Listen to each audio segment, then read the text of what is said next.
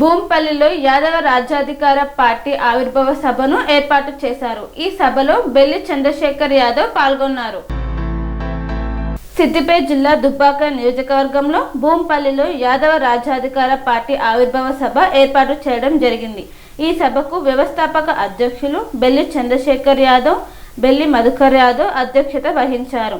ముఖ్య అతిథిగా కుల రాజ్యాధికార పార్టీల వ్యవస్థాపకులు బత్తుల సిద్ధేశ్వర్, మాలా మహారాజ్యాధికార పార్టీ వ్యవస్థాపక అధ్యక్షులు కోంగర నరహరి మాదిగ, రాజ్యాధికార పార్టీ వ్యవస్థాపక అధ్యక్షులు ముక్కా ప్రభాకర్, కె విజయ్ కుమార్ ఉపాధ్యక్షులు, మున్నూరు కాపు రాజ్యాధికార పార్టీ ప్రధాన కార్యదర్శి బత్తుల రామనర్సయ్య, ప్రధాన కార్యదర్శి రాజు గౌడ్, గంగపుత్ర రాజ్యాధికార పార్టీ వ్యవస్థాపక అధ్యక్షులు బండారి గంగాధర్ తదితరులు పాల్గొని కార్యక్రమాన్ని జయప్రదం చేశారు. ఈ సందర్భంగా వారు మాట్లాడుతూ అన్ని కుల సంఘాలకు రాజ్యాధికార పార్టీల సమావేశాలు ఏర్పాటు చేసి అనంతరం అందరితో చర్చించి ప్రక్షాళన చేసి బడుగు బలహీన వర్గాల రాజ్యాధికారం కోసం నూతన పార్టీ ఏర్పాటు చేస్తామని తెలిపారు. బీసీల రాజ్యాధికారం కోసం చేస్తున్న పోరాటానికి అన్ని కుల సంఘాలు సహకరించాలని పేర్కొన్నారు.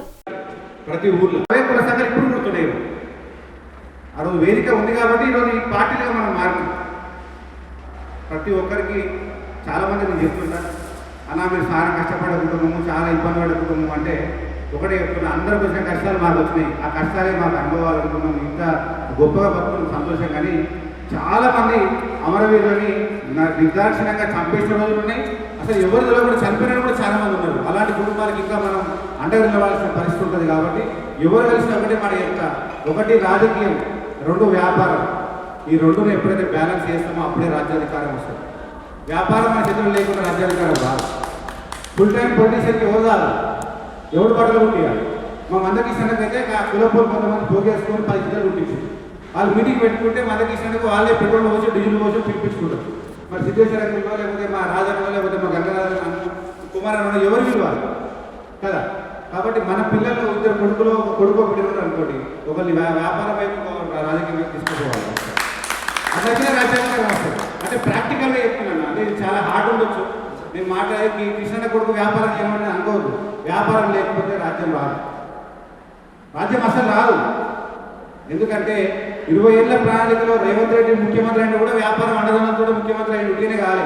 ఇలా గ్రామంలో సర్పంచ్ కావాలన్నా సరే ఎవరో ఒకరు మద్దతు లేకుండా కాదు, అందరూ ఓట్లేస్తున్నా సరే మరి సాయంత్రం పోవచ్చు ఎట్లా నామినేషన్ కలిసేట్లా అందులో డబ్బులు డోళ్ళు అంటే అన్ని అంగమై చేస్తున్నారు. మరి మన కంట డబ్బులన్నా తోడు డబ్బులు ఉన్నాయా అని అడుగుతున్నాడు కదా. ఖచ్చితంగా మన పిల్లలందరినీ కూడా ఖచ్చితంగా అవునన్న కాలంలో చదువుకుంటుంది. చాలామంది కుటుంబం అంటే కులాలలో చదువు మీద చాలా శ్రద్ధ వచ్చింది. చదువుతో పాటు ఉద్యోగాల వైపు కూడా పోతున్నారు. ప్రైవేటు గవర్నమెంట్ ఎవరికైనా జాబులు చేస్తున్నారు. గుమస్తా దగ్గర లేకపోతే అధికారుల దగ్గర పనిచేస్తున్నారు.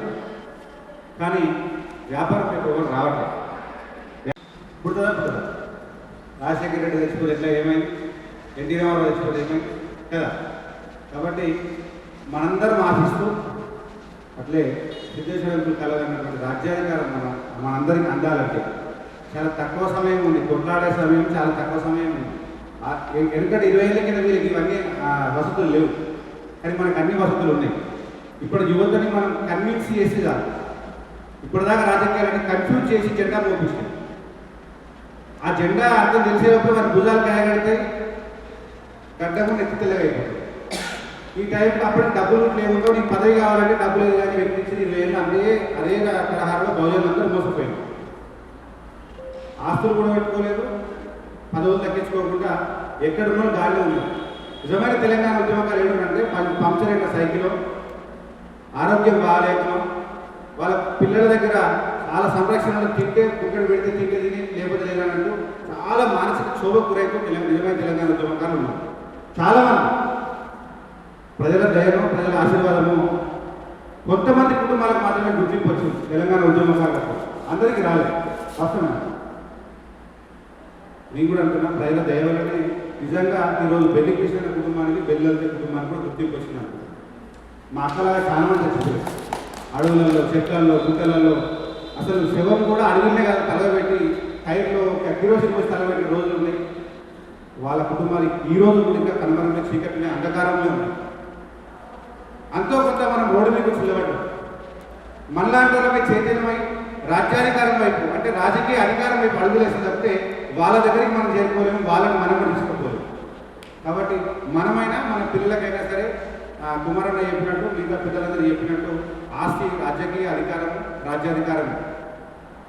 మరొకసారి గుర్తు చేసేదంటే ఉద్యమకారులు కొంతమందికి గుర్తింపు వచ్చింది, చాలా మందికి అంధకారంలో ఉన్నారు.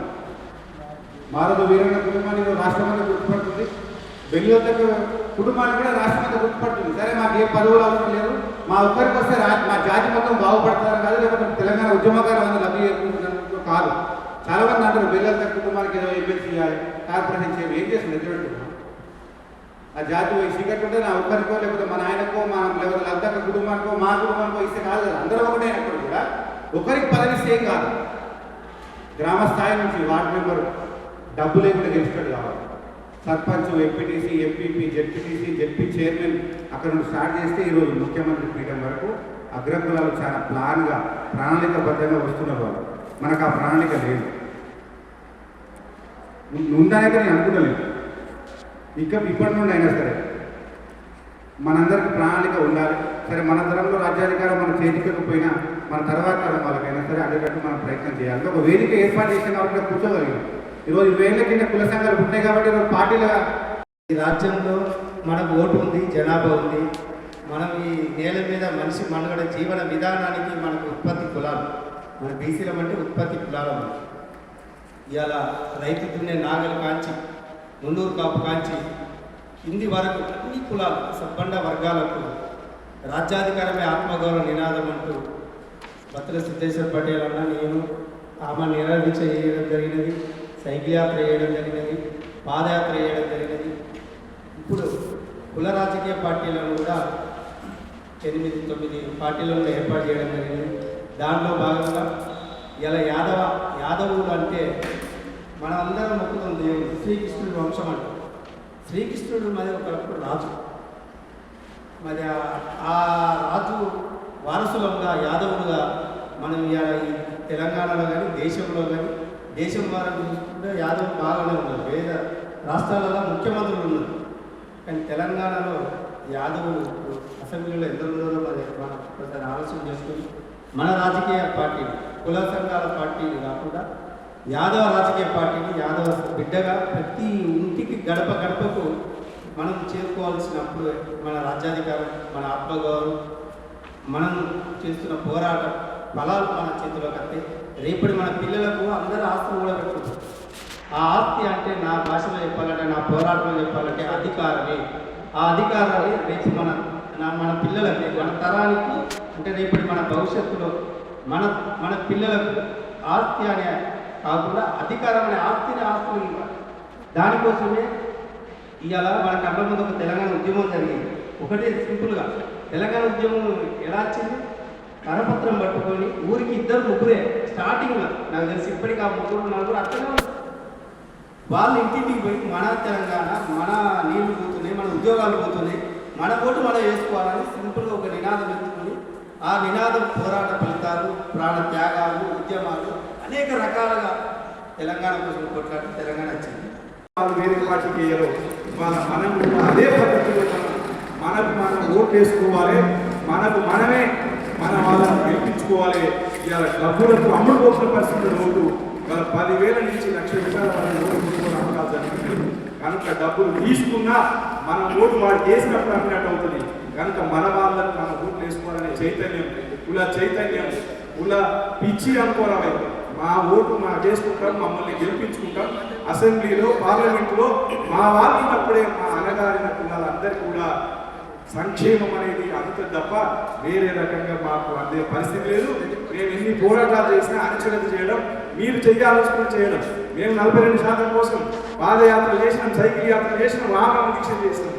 అయినా మీరు మాకు 42% ఇవ్వకపోగా మాకు నష్టమే చేసిండు. ఇవాళ ఎన్నికల్లో అప్పులు చేసి మా బీసీ బిడ్డలు చెమటోడ్చి గెలిచిన పరిస్థితి. తిరిగి చూస్తే ఏమీ లేదు, రేపు ఏం ఆదాయం ఉంటుందో లేదో తెలియదు. కోట్లాది రూపాయలు ఖర్చులు పెట్టిండ్రు, వెనుకకు చూస్తే ఏమీ లేదు. అయ్యో మనం పోటీ రంగం మీదకి ఎక్కింది కాబట్టి ఖర్చు పెట్టి గెలిచిండ్రు. మా బిడ్డలు ఇవాళ నష్టం చేసిండ్రు, ఆగం చేసిండ్రు అనేది మనం దృష్టిలో పెట్టుకోవాల్సిన అవసరం ఉందని కనుక డబ్బులని ఓడించాలి, మనం ఓటును గెలిపించాలి, మన కులాన్ని గెలిపించుకోవాలి.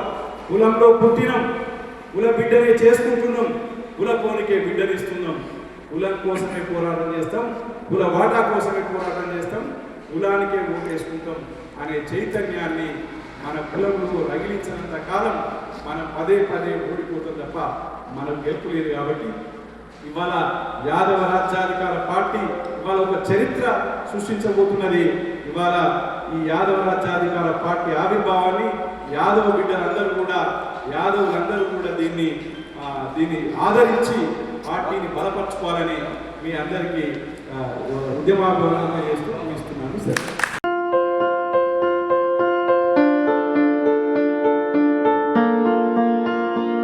సంస్కృతి, సంప్రదాయం, ప్రేమ, ఆప్యాయత, రాజసం ఉట్టిపడే వేడుకలకు అనువైన ప్రదేశం ఎంఎల్ఎన్ కన్వెన్షన్ హాల్. కని విని ఎరుగని రీతిలో జరిగే మీ ఇంటి కళ్యాణ వైభోగానికి అందమైన కళ్యాణ వేదిక MLN convention hall. MLN convention hall ప్రత్యేకతలు: సువిశాలమైన wedding halls, centralise AC banquet hall మరియు విశాలమైన డైనింగ్ హాల్, వధువరుల కోసం ప్రత్యేక ఏసీ మరియు నాన్ ఏసీ గదులు, నక్షత్రాల వెలుగులో పచ్చని పచ్చికపై పార్టీల కోసం అనువైన గార్డెన్. ఎంఎల్ఎన్ కన్వెన్షన్ లో సీసీటీవీ పర్యవేక్షణతో పూర్తి భద్రత, 2000 వాహనాలు పార్కు చేసేందుకు సువిశాల పార్కింగ్ సౌకర్యం. మీ ఇంట జరిగే అన్ని శుభకార్యాలకు, పెళ్లి, reception, engagement, birthdays, get together, corporate events, ఏ ఇతర శుభకార్యాలకైనా అందమైన వేదిక ఎంఎల్ఎన్ కన్వెన్షన్ హాల్. బుకింగ్ కోసం సంప్రదించండి 7550438888 మరియు 7550428888. మా అడ్రస్ చీర్యాల లక్ష్మీ నరసింహస్వామి దేవాలయం ప్రక్కన, near outer ring road, Keesara junction, Cheeryal గ్రామం, మేడ్చల్ జిల్లా.